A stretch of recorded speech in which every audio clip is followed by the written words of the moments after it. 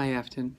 Tonight I'm going to tell you a story, continuing the story that I told you before. So we talked about how Rustus and Annice and Feasty were walking along and went upside down, and Annice and Feasty went to get the Gollywomp Sneeble. When they came back, Rustus was gone. And so Feasty went to La La Land to get Raffi and Lala, while Annice and the Gollywomp Sneeble went into the tunnel, and they found a room full of tiny robots and Humphrey the Wicked Wizard Whale, and how Feasty got caught by the tiny robots and was taken underground as well. But Raffi and Lala, when they came to visit, found the pile of feathers, and Raffi used his ability to hear to go underground, and they found the same room, and they used Lala's power of shrinking along with Annice's power of stopping time and Annice's power of her pecking with her woodpecker to put a hole in the tank where Humphrey the Wicked Wizard Whale was, to let all the water out. And they heard the robots short-circuiting as they left. And that's where we'll continue our story. So Rustus and Annice and Feasty, as well as the Gollywomp Sneeble and Lala and Raffi, ran as fast as they could as soon as Annice started time again. They ran and ran and ran through the tunnel, and they heard the water gushing out of the tank.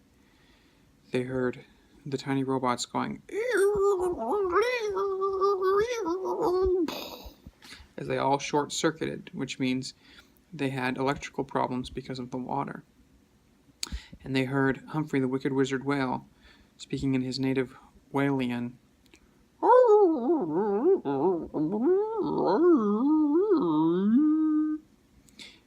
which they didn't understand because they didn't speak Whalian, except for Rustus. So he translated for everyone because he was a Buffalorca, and Buffalorcas, as part orcas, do speak Whalian.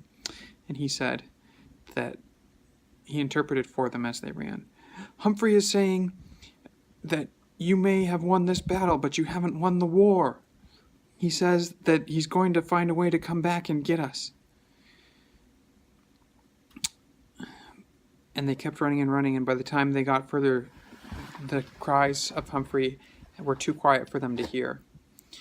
And of course, Raffi could have heard with his magical hearing powers, but he wouldn't have been able to say what he was saying because he didn't speak Whalian. So they all exited, and they went back to the Gollywomp Sneeble's cave to talk about what had happened.